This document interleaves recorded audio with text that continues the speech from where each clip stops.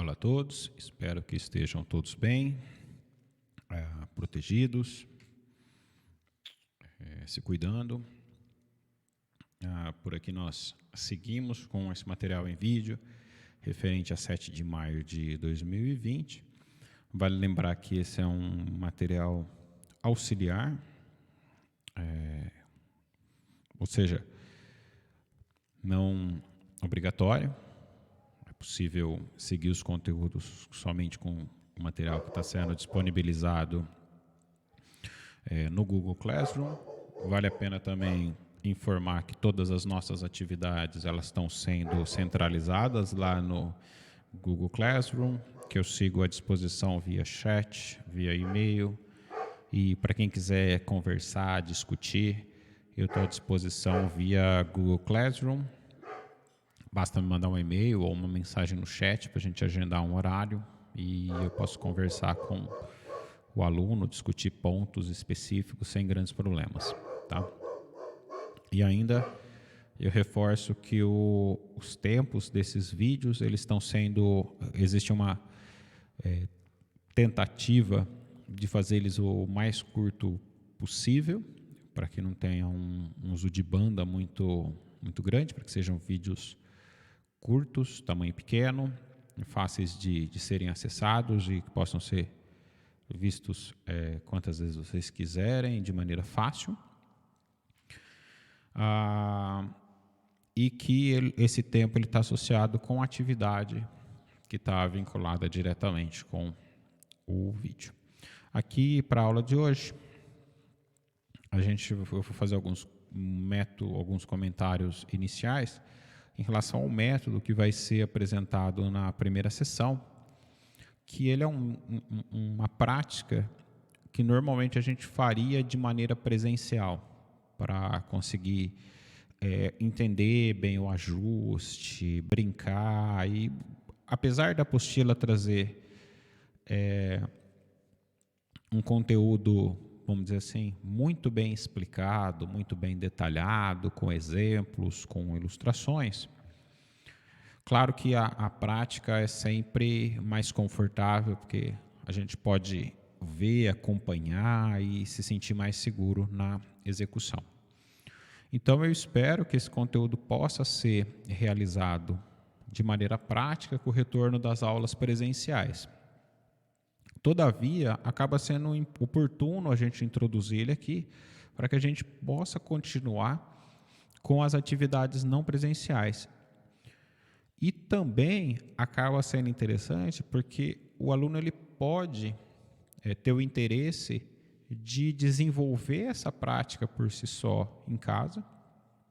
Claro que eu entendo que muitos podem não ter impressora, mas é possível que o aluno consiga pegar um papel, fazer as divisões que precisa fazer, uma espécie de papel quadriculado, caso não consiga fazer o milimetrado, e que possa fazer os gráficos e replicar esse método. E aí, para quem tiver dúvida, quem quiser se aventurar e tiver dúvidas em relação à replicação desse método, eu fico à disposição. Eu aproveito ainda para salientar, vários alunos têm usado o chat do Google Classroom para se comunicar comigo em dúvidas específicas. Alguns alunos têm usado o mural também para dúvidas gerais, para que todos tenham acesso à pergunta e à resposta. Vários alunos têm me mandado fotos dos trabalhos, têm feito vídeos, ou seja, são todas ferramentas que a gente pode usar nesses tempos. Bom, vamos seguir com o conteúdo. Lembrando que a gente continua seguindo as duas referências apresentadas na ementa do curso. E vamos lá. Então, vamos para o ajuste da reta. Em um gráfico quando a gente trabalha na forma manual. Então, muitas vezes a gente acaba não tendo à disposição um computador com um programa estatístico ou um programa de construção de gráfico, ou ainda uma boa calculadora gráfica, a ponto de conseguir obter o melhor ajuste da reta.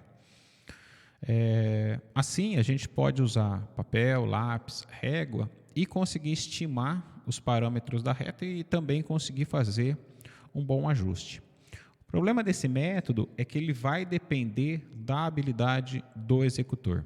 Então, aqui vai ficar evidenciado porque que lá no nosso primeiro encontro eu sugeri que a gente tivesse uma régua boa, né, uma régua reta, não torta, não com problemas, e para que fosse uma régua transparente. Hoje vai ficar evidenciado essas exigências, de certa forma. Bom, esse método ele vai funcionar bem se a escala do gráfico ela foi escolhida apropriadamente, ou seja, se eu tiver pontos relativamente alinhados ao longo de uma diagonal, e ainda se eu não tiver um papel muito pequeno, não me reservar uma parte do papel muito pequeno, que não permita eu conseguir avaliar as médias visualmente. Então, aqui nós temos um bom gráfico retirado da referência 1, que é a apostila do Brito Cruz, onde eu tenho, aqui a gente vê os pontos, né, distribuídos, de maneira a indicar para a gente que a gente tem um comportamento próximo de uma reta. Tá? Lembrando que nas nossas medidas sempre tem um erro associado, a gente ainda vai discutir bastante essa questão de erro, mas a gente percebe que a escala está bem escolhida, está tudo muito bem adequado para a gente conseguir seguir com o método. Bom, qual que é o procedimento que a gente vai acabar adotando? Então, nesse momento, esqueça as retas que estão apresentadas aqui. Vamos imaginar que nós temos somente os pontos apresentados. Então, procedimento, aí, antes de começar, esse é o roteiro exatamente igual, eu fiz pequenas adaptações, mas é propriamente o roteiro na forma como está apresentado na apostila. E como lá, houve uma simplificação de considerar que todos os pontos têm o mesmo peso. Pode ter alguns casos que os pontos têm pesos diferentes. E aí, nesse caso, se os pontos tiver pesos diferentes, aí a gente vai ter que ajustar esses pesos. Mas a gente pode tratar essa questão de ajuste de peso um pouquinho mais para frente. Só lembrar que isso vai estar relacionado com nossos cálculos das médias. Bom, por enquanto, vamos considerar que todos os pontos têm o mesmo peso. Então, a primeira coisa que a gente precisa fazer é estimar o centro de gravidade dos pontos x médio e y médio. Então, o que a gente vê é que a gente tem metade dos pontos aqui, né, no segundo quadrante, 1, 2, 3, 4, 5, 6, 7, 8, 9, 10 pontos no segundo quadrante. Temos 1, 2, 3, 4, 5, 6, 7, 8, 9, 10 pontos no segundo quadrante. Então, o centro de massa XY deve estar no cruzamento aqui dessa linha pontilhada aqui, acho que é pontilhada ou tracejada. Esse aqui é o que a gente define como o centro de massa. Ok? Aí o que a gente faz? A gente vai lá e coloca a ponta do lápis exatamente nesse ponto aqui e apoia a régua na parte de baixo, permitindo que a gente consiga, que a gente fique preso a esse ponto, mas que a gente consiga variar esse ângulo aqui em busca do nosso ajuste. Vamos lá para a terceira etapa, que consiste em tentar manter metade dos pontos na parte superior da reta e a outra parte dos pontos na parte inferior da reta. E claro, se todos os pontos ou os pontos que podem passar, a maioria de pontos passando em cima da reta, é desejável que isso aconteça também. É claro que nessa proporção de 50% dos pontos acima, 50% dos pontos abaixo da reta. Aqui, ao fazer a contagem, a gente consegue verificar que pela linha vermelha a gente tem basicamente os pontos para cima da reta em número equivalente aos que estão abaixo da reta, ou pelo menos próximo disso. E aí o que a gente faz é traçar essa reta média, mas a gente traça ela bem leve, tá? É só a gente não põe força no lápis, faz só um apoiozinho e passa essa reta. Vai ser uma reta de referência nossa, que depois a gente vai poder confirmar se ela é uma reta adequada ou não.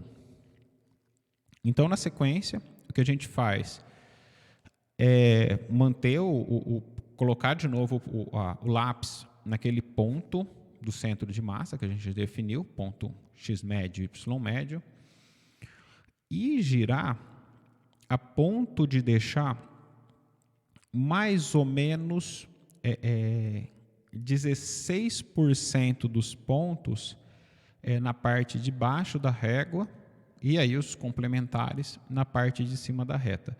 Gente, esse valor de 16,84, isso aqui é retirado das relações de desvio que a gente começou a ver em algumas aulas anteriores.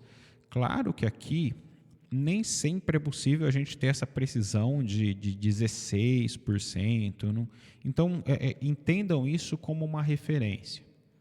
Tá?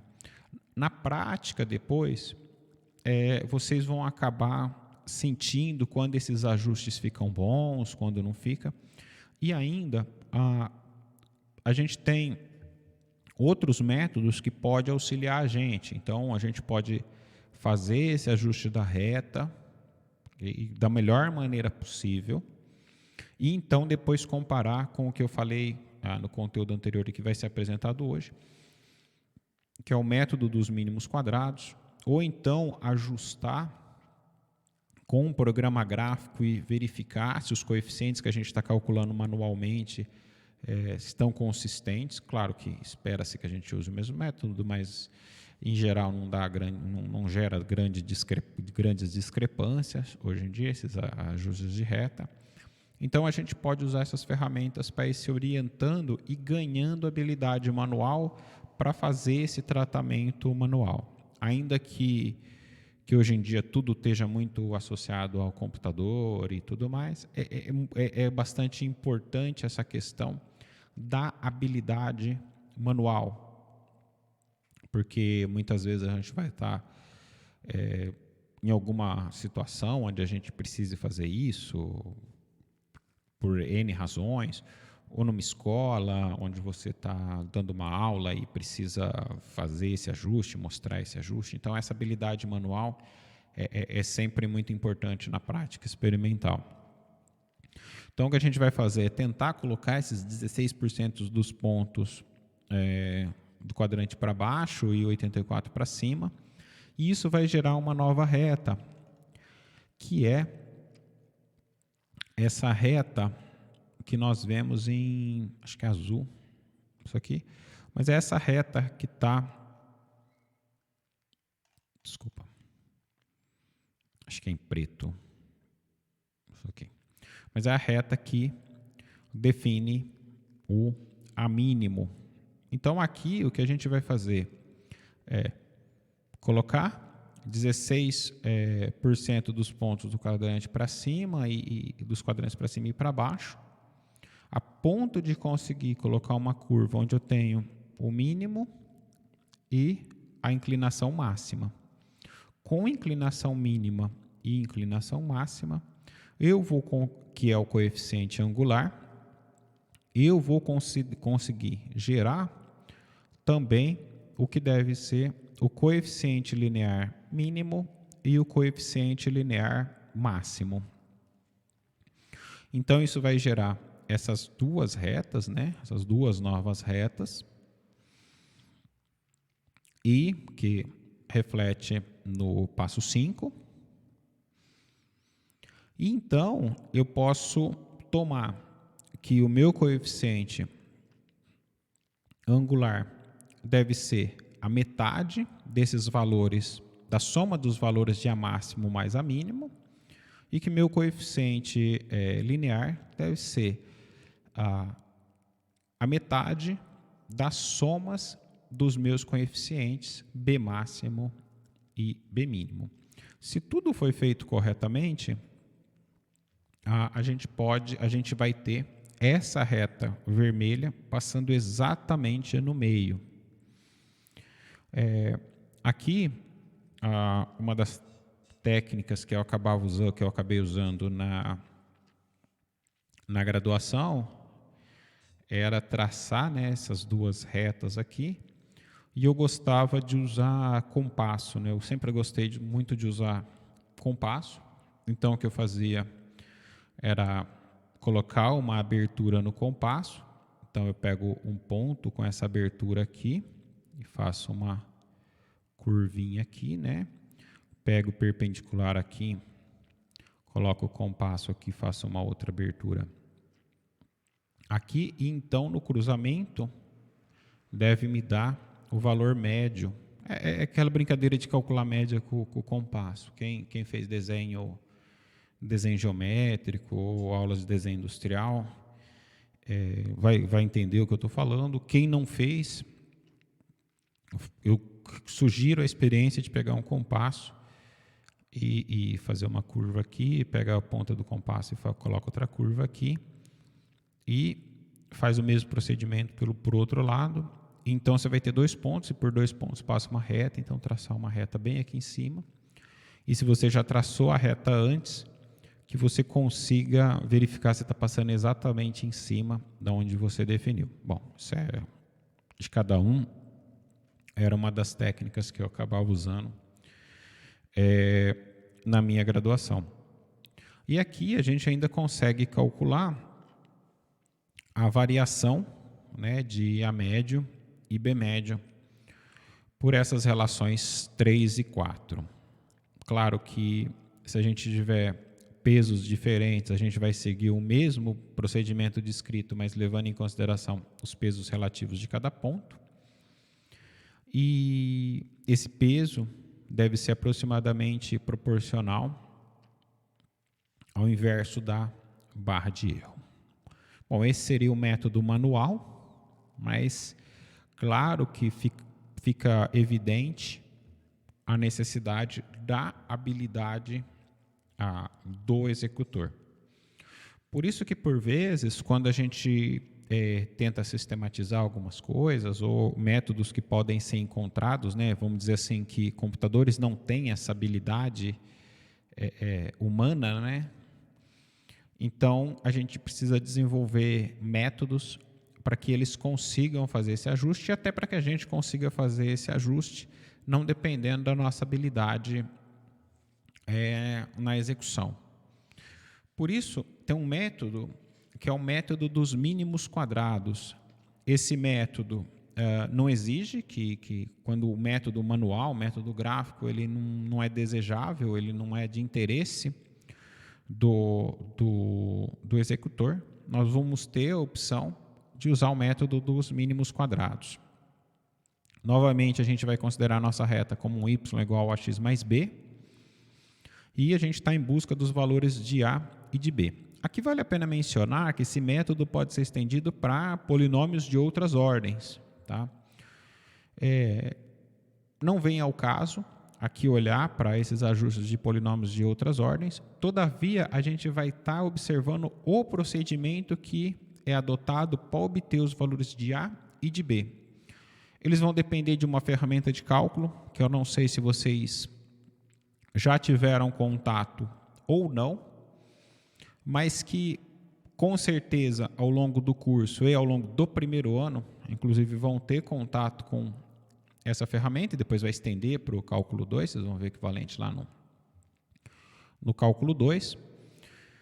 E isso vai permitir que vocês consigam obter esses valores para outros tipos de polinômio. Tá?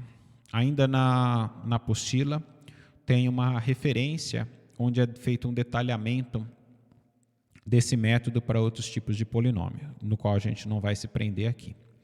Esse método é interessante porque ele independe da habilidade do executor, ao contrário do método gráfico, ou seja, aquele método manual. E ele vai consistir em minimizar o erro quadrático médio das medidas, e assim encontrar os valores de A e de B que vão minimizar uma função do tipo f de A e B, uma função de duas variáveis independentes, igual ao somatório, soma dos y menos y de I menos y ao quadrado. Bom, aqui no lugar de y, esse y ele se trata da reta ajustada. Como a gente está sugerindo que a nossa reta ela é dada pela equação ax mais b, nós substituímos aqui, né? Como tem um sinal de menos aqui, nosso ax mais b vai ficar menos ax menos b. Como está aplicado ao ponto I, menos ax de I. E aí o que a gente faz, que é o que eu falei que é a ferramenta de cálculo, que vocês podem não ter visto ainda, mas que com certeza vocês verão, é o cálculo de ponto máximo e ponto mínimo de uma função, que é feito pela derivada. Quando a gente tem uma função determinada e calcula uma derivada e iguala ela a zero, isso define para a gente um ponto de máximo ou um ponto de mínimo daquela função.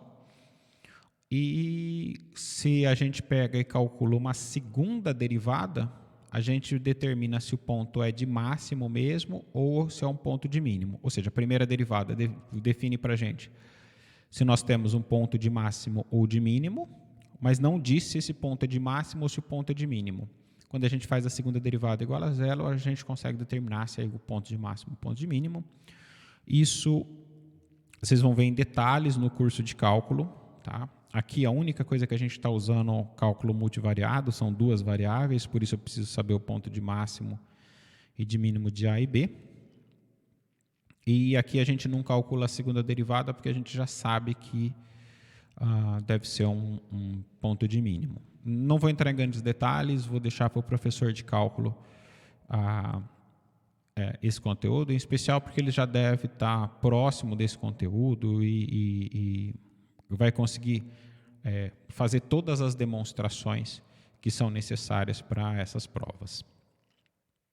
Então, a hora que a gente faz, se a gente fizer as continhas, fazer a derivada, que eu não sei ainda se vocês já chegaram nesse ponto, se não chegaram, mas se a gente conseguir fazer essas derivadas, a gente vai acabar obtendo essas duas expressões, a expressão 9 e a expressão 10, que determina o coeficiente angular e o coeficiente linear. Lembrando só que esse símbolo de somatório é a soma, né, de todos os valores de índice I.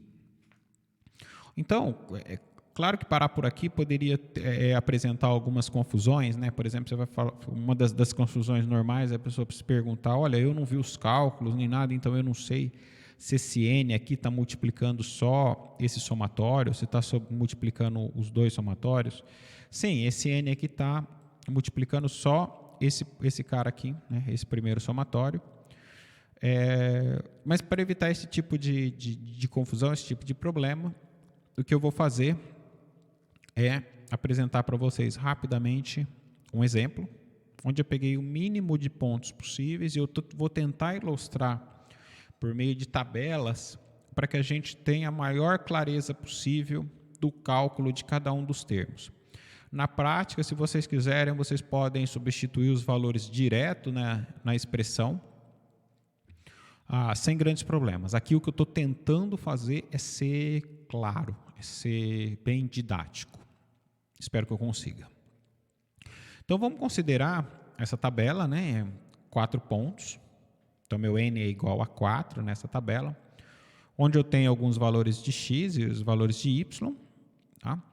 E aí, o que eu vejo nas minhas expressões eu vou voltar aqui na expressão, é que eu vou precisar de somatório de xi, yi, vou precisar do somatório de xi, vou precisar do somatório de yi, vou precisar do somatório de xi ao quadrado, e aqui nesse último termo aqui do denominador, eu não preciso fazer esse cara aqui, porque basta pegar o somatório de x de i e elevar ele ao quadrado. Bom, voltando para a tabela, o que é esse x de i, né? São esses valores aqui, ó. X de i igual a 1 é o primeiro valor, x de i igual a 2 é o segundo valor, x de i igual a 3 é o terceiro valor, x de i igual a 4 é o quarto valor, meu y de i igual a 1 é esse primeiro valor aqui e assim por diante. Então, para facilitar, eu estou colocando esses mesmos pontos nessa tabela, né? Está aqui, ó, 1, 2, 3, 4, 2.4, 4.1, 5.6, 6.9, então a gente já pode olhar para ela.